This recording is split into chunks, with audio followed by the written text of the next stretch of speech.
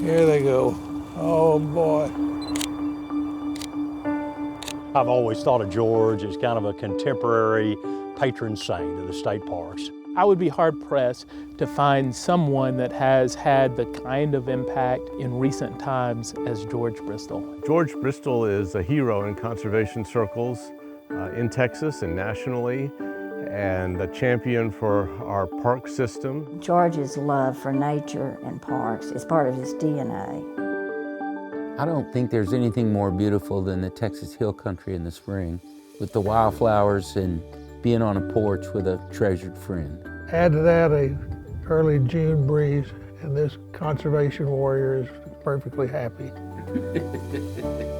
It takes skill, it takes coordination, it takes planning, it takes influence to be a conservation warrior as George Bristol is. When I think of George as a conservation warrior, here are the words that come to my mind: hero, strategic, collaborative, resolute. So George, we've known each other a long time.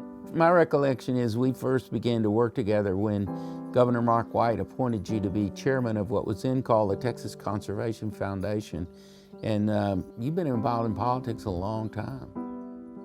I think since 1962, I have been involved in Texas politics in some form or fashion up until the present. And that gave him the political leverage and connections that he needed to be able then to focus on what he truly loved, which is the land and conservation and nature and the outdoors, and champion those and move them through the political process with ease. Well, it takes money, you know, to make the political machine go, but it also takes money for conservation. Well, I think that's how you and I really first got started. I came back from the National Park Foundation, asked you how I could help here in Texas, and you wrote on a piece of paper and spelled out money, M-O-N-E-Y. Yeah, I won't forget that. One of George's superpowers is the ask. He's not afraid to pick up the phone and call somebody and say, hey, I know that this is important to you. It's important to me too. Let's get together and do this. So George, you know, our journey together really started back in the early 1990s when the legislature converted what was then a tax on cigarettes to the taxes on sporting goods, which were dedicated to state parks. But the vision was never completed until you came along. Right. The legislature turned right around after they passed it and capped the amount of money that the parks would get at $32 million, even though it was generating $100 million. And that became the thing that we had to fight, was the inaction of the legislature in lifting that cap, which finally came to fruition in 2019. He's actually the person that was there walking those hallways, meeting with those past legislators, and getting that done. You know, this wasn't an issue about rural or urban. This wasn't an issue about Democrats or Republicans. Everybody believed in it once they understood what was going on. So it takes a village. I mean, these things don't happen without a coalition of groups, including groups like Travis Audubon. That's correct. When we went after the constitutional amendment in 2019, we had over 100 organizations. That was the first time that many organizations got behind it. And the results were that we won the election by 88%. A great victory.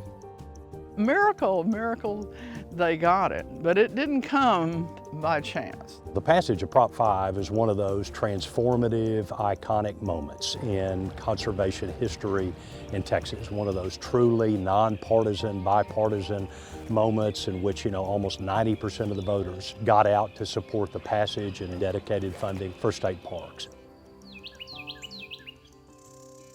As birders and naturalists in a private land state, we rely on our park system to experience the habitats in the different ecoregions around the state of Texas and to find those birds we're looking for. Well, here we are at the 100th anniversary of our state park system. It began in 1923, and you have documented its history. Carter Smith talked to me about writing a book. I had the advantage, one of the few people with advantage of the COVID, in that all I could do was write, research, and read, which I did for 2.5 years, and the result is Texas State Parks for the first 100 years. George's book on the Centennial does a couple of things. One, it tells the rich history of the Centennial, the first 100 years, the making and the development and the evolution of Texas State Parks. But just as importantly as the telling of the history of the state parks will also be setting the stage for the next 100 years. And George's book will go a long way to doing both of those things. Also here, George, in this centennial year, we had a tremendous response from the legislature which has set aside basically $1 billion for the acquisition and development of state parks in the future, and that continues your legacy.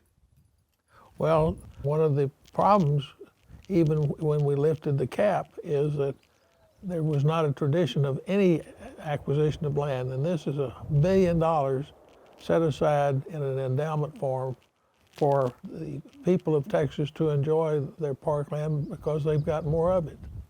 I believe that happened because of the foundation that George Bristol led, really convincing the legislature of the importance of state parks to the people of Texas. There you go. We'll tackle that $800 million deferred maintenance in no time at all. George has taught me if you have the right idea, the right vision, 2015, we added a little. with persistence and working in a large tent with as many like-minded folks as possible, that you can really get big things done.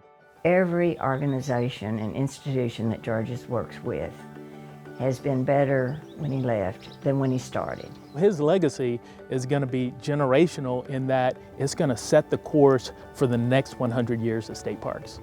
Leaving the parks a whole lot better than he found them, for his kids and grandkids and their kids and grandkids after them. I think his legacy will be through happiness. People go there and they feel happy, and I think that will continue on for many generations. Those are not monarchs, are they? Almost overwhelming to see all these flowers. What a privilege it is to be here in a Texas State Park with a treasured friend whose legacy will continue for generations to come.